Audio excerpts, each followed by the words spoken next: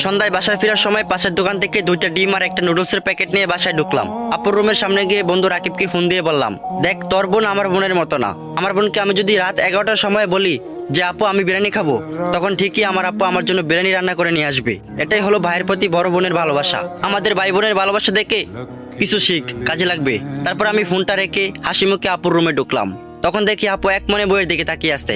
আমি একটু কাশির আওয়াজ করতেই আপু আমার দিকে তাকিয়ে বলল, আমাকে কি তোর গাড়ির টিউবের মতো মনে হয় যে তুই হাওয়া দিবি আর আমি ফুলবো? কয়েকদিন পর আমার পরীক্ষা, এখন আমার চোখের সামনে থেকে যা, আমি কোনো নুডলস রাঁধতে পারবো না। আমি তখন নুডলস আর ডিমগুলো আপুর বিছানায় রেখে বললাম, আমার ফ্রেশ হতে 10 মিনিট সময় লাগবে, ততক্ষণে আশা করি হয়ে যাবে। আপু তখন চিৎকার করে বলল, বান্দর, আমি বলছি না আমি পারবো না। আমি আর কিছু না বলে আপুর রুম থেকে সরাসরি চলে আসলাম। আমি ঠিকই জানি আপু 10 মিনিট পর আমার জন্য নুডলস রান্না করে নিয়ে আসবে। পরদিন সকালে আমার গার্লফ্রেন্ড শ্রাবণীর সাথে দেখা করতে যাব, অথচ আমার হাতে একটা টাকাও নাই। আমি তখন আপুর রুমে গিয়ে দেখলাম আপু ব্যালকনিতে ফুল গাছে পানি দিচ্ছে। আমি তখন আপুর পাশে গিয়ে বসলাম এবং বললাম যে আপু তুই জানিস আমি তোকে কতটা ভালোবাসি। আপু তখন বিরক্তকর চোখে আমার দিকে তাকিয়ে বলল, আমি এখন তোর কোনো ময়লা কাপড় চোপড় ধুতে পারবো না, আর আমার হাতে এখন একটা টাকাও নাই। আমি তখন অসহায়ের মতো আপুর দিকে তাকিয়ে বললাম, তুই সবসময় আমায় ভুল বুঝিস। যাই হোক, তোকে একটা কথা বলতে এসেছি।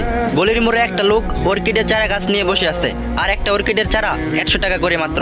যদি পারিস কিনে নিয়ে আয়, আর যাওয়ার সময় সাবধানে যাস, কারণ পাশের বাড়ির আজিজ আঙ্কেলের কুকুরটা রাস্তায় ঘোরাঘুরি করছে। তুই তো আবার কুকুর দেখে ভয় পাস। আপু আমার কথা শুনে খুশিতে আত্মহারা হয়ে বলল, আমার সোনা ভাই, তুই একটু কিনে এনে দে, আমি কুকুরটাকে অনেক ভয় পাই। এই বলে আপু আমাকে 500 টাকার একটা নোট দিয়ে বলল, 5টা চারা আনবি। আমি তখন টাকাটা পকেটে রাখতে রাখতে বললাম, অসংখ্য ধন্যবাদ আপু ছোট ভাইয়ের প্রেমের সহযোগিতা করার জন্য। তুই টাকাটা না দিলে আমি শ্রাবণীকে নিয়ে আজ দুজনে একসাথে বসে চোখে চোখ রেখে কফি খেতে পারতাম না। আমার কথা শুনে আপুর হাতে থাকা মগটা আসার মেরে বলল, তুই যদি আজ অর্কিডের চারা নিয়ে বাসায় না ঢুকিস তাহলে তোর খবর আছে। বাসায় আসতে আসতে বিকাল হয়ে গেল। আপুকে কোথাও দেখছি না, হয়তো ছাদে হাঁটাহাঁটি করছে। বাবা মা দেখছিলাম কি বিষয় নিয়ে জানি আলোচনা করছিল। আমাকে দেখা মাত্রই চুপ হয়ে গেল। কিছুক্ষণ পর আম্মু আমার রুমে এসে বলল, অনেকদিন ধরে তুই কোথাও বেড়াতে যাস না, যা কয়েকদিনের জন্য তোর নানু বাড়ি থেকে ঘুরে আয়। আম্মুর কথাগুলো শুনে আমার কাছে স্বাভাবিক মনে হচ্ছিল না। কয়েকদিন আগেও আমি নানু বাড়ি থেকে ঘুরে আসলাম, অথচ আবার বলতেছে যাইতে। আমি তখন আম্মুর দিকে তাকিয়ে বললাম, আর সন্ধ্যায় আপুকে দেখতে আসবে তাই না? আর তোমরা চাও না যে আমি বাসায় থাকি? এমন সময় বাবা রুমে এসে ঢুকে বলল, হ্যাঁ আমরা চাই না তুই বাসায় থাকিস, কারণ তুই বাসায় থাকলে একটা না একটা ঝামেলা করবি। ছেলেটা অনেক ভালো, আনন্দমোহন কলেজের প্রফেসর, আর আমি এই ছেলেকে হাতছাড়া করতে চাই না। আমি বাবার কথা শুনে মুচকি হাসি বললাম, ছেলে যদি ভালো হয় তাহলে আমি 100% শিওর কোনো ঝামেলা হবে না। ছাদে এসে দেখি আপু ছাদের রেলিং ধরে দূরে তাকিয়ে আছে। আমি কফির মগটা আপুর দিকে এগিয়ে দিয়ে বললাম, আজকে আবার একটা মকবুল তোকে দেখতে আসবে। আপু তখন কফির মগে চুমুক দিয়ে বলল, এবার মনে হয় বিয়েটা হয়ে যাবে রে। ছেলেটা অনেক ভালো, তাদের বংশও নাকি অনেক ভালো, এবং সে অনেক টাকার মালিক। আমিও ছাদের রেলিং ধরে দূরে তাকিয়ে বললাম, ভালো হলেই ভালো। সন্ধ্যায় আপুকে দেখতে আসলো পাত্র সহ আরো কয়েকজন। আপুকে দেখেই পাত্রের ছোট বোন মন্তব্য করলো, মেয়েটা দেখতে সুন্দর কিন্তু নাকটা একটু বোচা। এই কথাটা শুনে আমার মেজাজটা খারাপ হয়ে গেল। আব্বু হাসি মুখে তাদের সাথে কথা বলছে আর আমার দিকে মাঝে মাঝে তাকিয়ে দেখছে। পাত্রের বড় বোন বলল, তুমি অত্যাধিক ফর্সা, আর অধিক ফর্সা মেয়েদের দেখলে মনে হয় তার রক্ত শূন্যতায় ভুগছে। আমি তখন কিছু বলতে যাব, তখন খেয়াল করে দেখলাম আম্মু আমার হাত শক্ত করে চেপে ধরে রেখেছে। ছেলের মা তখন বলল, মেয়ে আমাদের পছন্দ হয়েছে। তখন বাবা ও মা খুশিতে বলল, আলহামদুলিল্লাহ। এমন সময় ছেলে বাবা বলল, আমাদের কোনো ডিমান্ড নেই, আল্লাহ আমাদের অনেক দিয়েছে। তবে শুনেছি চরপাড়াতে আপনারা নাকি একটা 4তলা বাসা তৈরি করেছেন, সেখান থেকে একটা ফ্ল্যাট ছেলেকে উপহার হিসেবে দিয়ে দিলেন, আর নতুন একটা ফ্ল্যাট সাজাতে যেসব আসবাবপত্র লাগবে এগুলো দিয়ে দিলেন আর কি। এগুলোকে আবার যৌতুক মনে করেন না যে, কারণ এইগুলোতে তো আপনার মেয়েই থাকবে না। এসব কথা শুনে আর চুপ করে থাকা যায় না। আমি তখন হাসতে হাসতে বললাম, হ্যাঁ অবশ্যই দিব, তবে আমাদের কিছু আবদার আছে।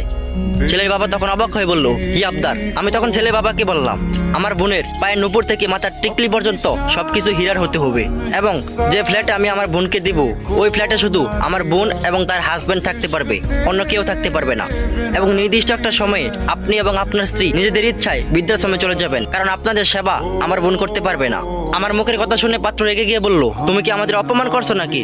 আমি তখন মুচকি হাসি বললাম, যাদের কোনো মান সম্মানই নেই তাদের আবার অপমান কিভাবে করে? আপনাদের মতো কিছু ছোট লোক আছে যারা বিয়ের নামে মেয়েদের বাড়িতে গিয়ে ভিক্ষা করে। পাত্রীর ছোট বোনের দিকে তাকিয়ে বললাম, আয়নায় আগে নিজের নাকটা দেখে তারপরে অন্যজনের নাক নিয়ে মন্তব্য করবেন। দেখে তো মনে হচ্ছে কেউ সজোরে ঘুষি মেরে নাকটা চ্যাপটা করে দিয়েছে। সবশেষে পাত্র বড় বোনের দিকে তাকিয়ে বললাম, কালো চামড়া ফর্সা করার জন্য তো নিজেই 1 বস্তা ময়দা মেখে এসেছেন, আর এখানে এসে বলছেন ফর্সা চামড়া মেয়েদেরকে দেখলে নাকি মনে হয় রক্ত শূন্যতায় ভুগছে। আমার কথা শুনে পাত্রপক্ষ রেগে চলে যাচ্ছে। আমি তখন আপুর হাত থেকে 2টা কাছের ছুরি খুলে পাত্রের হাতে দিয়ে বললাম, এতই যখন টাকার দরকার তাহলে এই দুইটা চুরি পরে রাস্তায় নেমে হাততালি দেন, দেখবেন ঠিকই টাকা পেয়ে যাবেন।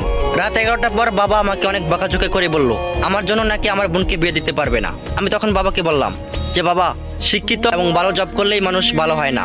বাবা হিসাবে তোমার যতটা দায়িত্ব আছে ঠিক ততটাই ভাই হিসাবে আমারও দায়িত্ব আছে আমার বোনকে সুখে রাখার। কোনো ছোট লোকের কাছে বিয়ে দিয়ে আমি আমার বোনকে কষ্ট পেতে দেব না। আমি চাই আমার বোনকে এমন একজন বিয়ে করুক যে আমার বোনকে সম্মান করবে, আমার বোনের চোখের জল ফুটে নামার আগেই মুছে দেবে। যতদিন পর্যন্ত ওই রকম ছেলে পাবো না ততদিন পর্যন্ত আমি আমার বোনকে মাথায় তুলে রাখবো।